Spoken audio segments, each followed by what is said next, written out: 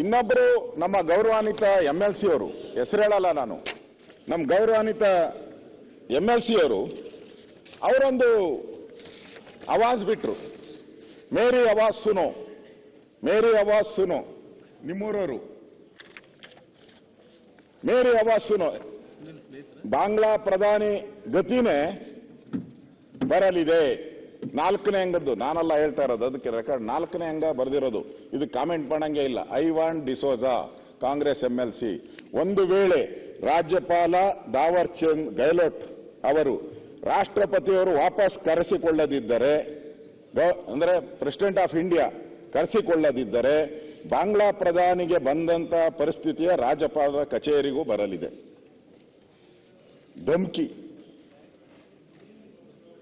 ಹಿಂದೆ ಟೆರರಿಸ್ಟ್ಗಳು ಈ ತರ ಕೊಡ್ತಾ ಇದ್ರು, ಟೆರರಿಸ್ಟ್ಗಳು ಇಂಥ ಟೈಮಲ್ಲಿ ಬಾಂಬ್ ಹಾಕ್ತೀರಿ ನಾವು ಅಂತ. ಹಂಗೆ ಒಬ್ಬ ಗವರ್ನರ್ ಈ ರಾಜ್ಯದ ಮೊದಲ ಪ್ರಜೆ, ಅವ್ರಿಗೆ ಬೆದರಿಕೆ. ಇನ್ನು ನಮ್ಮ ಜಮೀರ್ ಅಹಮದ್ ಅವರು ಹೇಳಿದ್ದಾರೆ, ಜಮೀರ್ ಅಹಮದ್ ಅವ್ರು ಯಾರ ಮಾತೋ ಕೇಳ್ಬಿಟ್ಟು ಸೈನ್ ಮಾಡ್ತಾ ಇದ್ದಾರೆ, ಗವರ್ನರ್ಗೆ ತಿಳುವಳಿಕೆ ಇಲ್ಲ ಅಂತಾನೂ ಹೇಳಿದ್ದಾರೆ ಅವರು.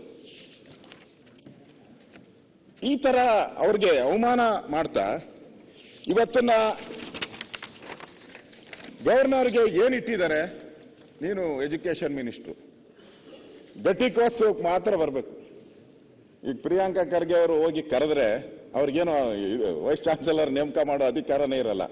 ಬಂದು ಘಟಿಕೋತ್ಸವದಲ್ಲಿ ಆ ಕೋಟ್ ಹಾಕೊಬೇಕು, ಕೋಟ್ ಹಾಕೊಂಡು ಕೂತ್ಕೊಂಡು ಅವ್ರು ಕೊಡೋ ಕಾಫಿ ತಿಂಡಿ ತಿಂದ್ಕೊಂಡು ಸೀದಾ ಹೋಗ್ಬೇಕು.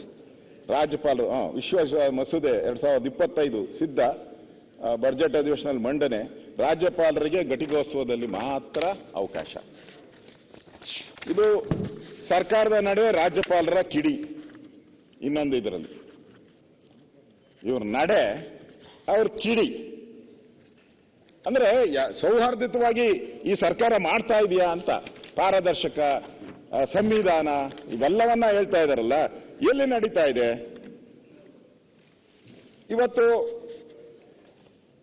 ಈ ಒಂದು ಸೇಡಿನ ರಾಜಕಾರಣದಿಂದ ಕರ್ನಾಟಕದಲ್ಲಿ ಈ ಸುಳ್ಳು ಹೇಳುವಂತ ಒಂದು ಸರ್ಕಾರ, ಸುಳ್ಳಿನ ಡಿಕ್ಷನರಿಯನ್ನೇ ಇಟ್ಕೊಂಡ್ಬಿಟ್ಟಿದ್ದಾರೆ ಇವರು. ನನ್ಗನ್ಸ್ತತೆ ಗವರ್ನರ್ ಅವ್ರನ್ನ ಕರೆದು ಅವ್ರ ಕೈಲಿ ಈ ಸರ್ಕಾರ ಇಂತಿಂತ ಗನಂದಾರಿ ಕೆಲಸ ಮಾಡಿದೆ ಅಂತ ಹೇಳಿದ್ದಾರೆ. ನನಗೆ ಒಂಥರ ಜನಗಳಿಗೆ, ನಮಗೆಲ್ಲ ಒಂಥರ ಭ್ರಮೆ ಆಗ್ತಾ ಇದೆ ಈ ಸರ್ಕಾರದ ಬಗ್ಗೆ.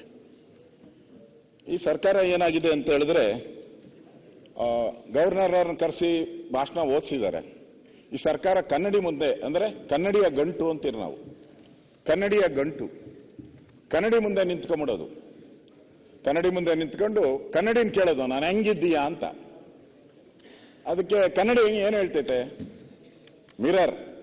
ಆ ಮಿರರ್ ಕನ್ನಡಿ ಏನ್ ಹೇಳ್ತೈತೆ ಅಂದ್ರೆ, ನೀನ್ ಹೇಗಿದ್ದೀಯಾ ಅಂತ ಹೇಳಿದ್ರೆ, ನೀನು 7 ಸಪ್ತ ಸಾಗರಗಳನ್ನ ದಾಟಿ, ಅಲ್ಲೊಂದು ದ್ವೀಪ ಇದೆ, ಸಪ್ತ ಸಾಗರಗಳಲ್ಲಿ ಒಂದು ದ್ವೀಪ ಇದೆ, ಅಲ್ಲೊಬ್ಬ ರಾಜಕುಮಾರಿ, ರಾಜ್ಕುಮಾರ್ ಪಿಕ್ಚರ್, ರಾಜ್ಕುಮಾರ್, ಆ ದ್ವೀಪದಲ್ಲಿ ಒಬ್ಬ ರಾಜಕುಮಾರಿ, ಅಷ್ಟು ಸುಂದರವಾಗಿದ್ದೀಯಾ ಅಂತ ಹೇಳ್ತಾರೆ.